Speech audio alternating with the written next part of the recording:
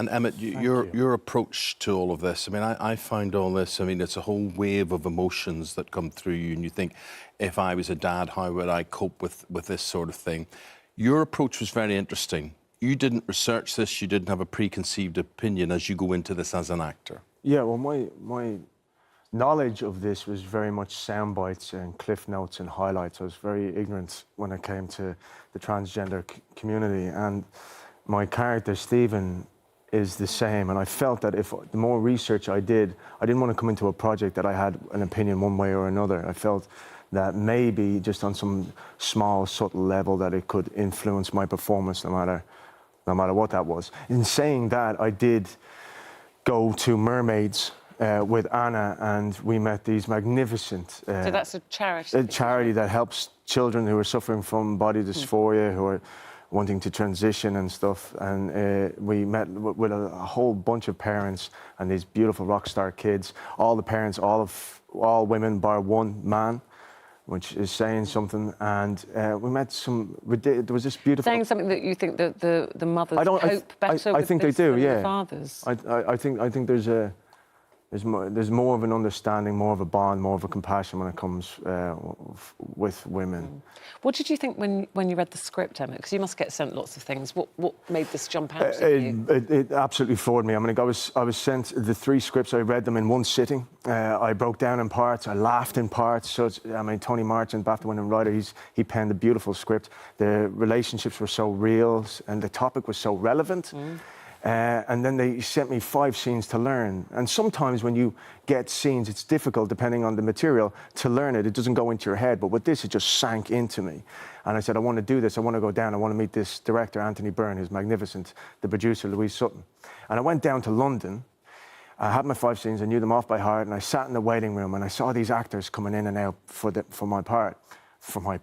Well, going in and out, actors that I knew, actors that I admired, actors that had a better resume than me, and I thought to myself, if I could just get out of my own way, maybe I have a chance. And I got into the room and I introduced myself to the director, who I'm a massive fan of anyway, and I'm working with again. And I did my first scene, and it was terrible. It was shocking. I flatlined.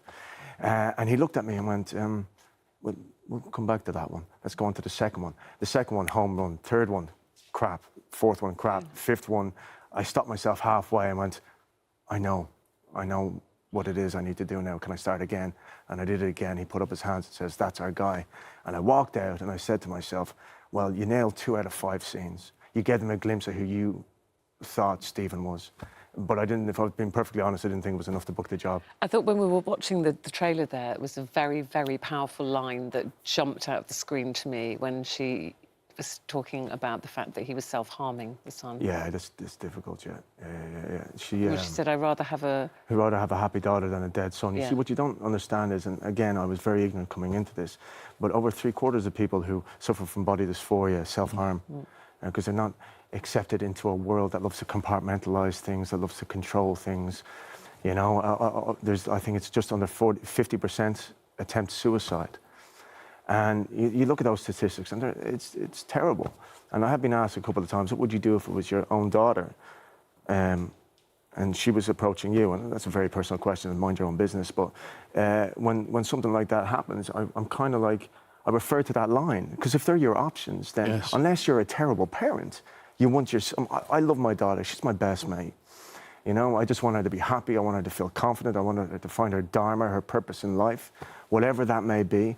And I want to, I don't know, maybe she looks up to me. I want to give her the best advice I can. It's also good, I think, that the series has shown people struggle with it. We're human beings. Yes, we are. And I think a lot of parents would struggle with it. A lot of parents would worry, is this a phase? I know that the transgender community would hate that description, but I'm just saying initially you would think, is this a phase? Is it something they're growing out of? Is it attention seeking? You know, I'm sure you have to go through those questions as a parent before you get to the point that you know, that the parents, Stephen and Vicky, have in this. They're starting to have to accept it. Yeah, absolutely.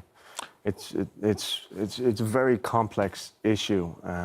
I know you've got to have some fun as well on set, and I understand that Callum has introduced a swear box that you seem to be contributing to quite a lot. Look at those.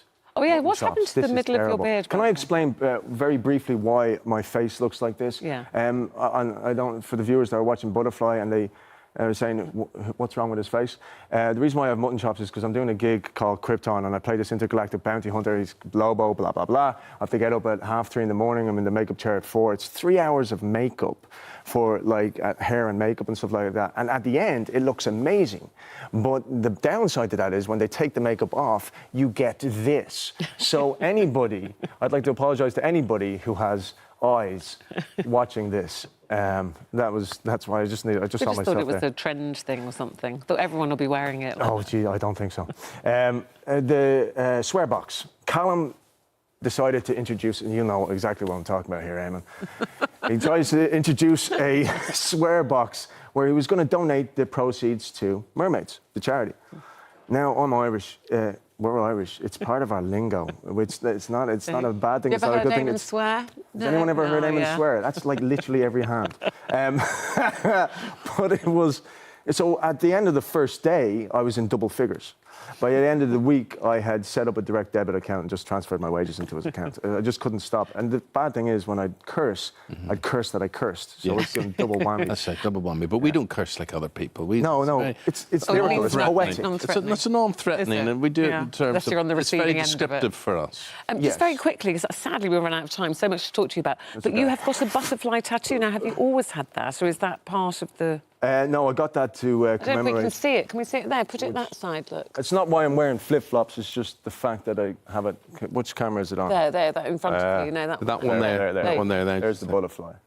And you've My had that... feet look incredible today. Your feet look fine. Well, what I do is for any project that has changed me on a professional and personal level dramatically, and all projects do, but in particular, there have been 3 milestones for me. And one was Charlie Casanova by Terry McMahon. The other one was Brendan Brady, Paul Marquez, and Anthony Byrne Butterfly. So I get them to commemorate.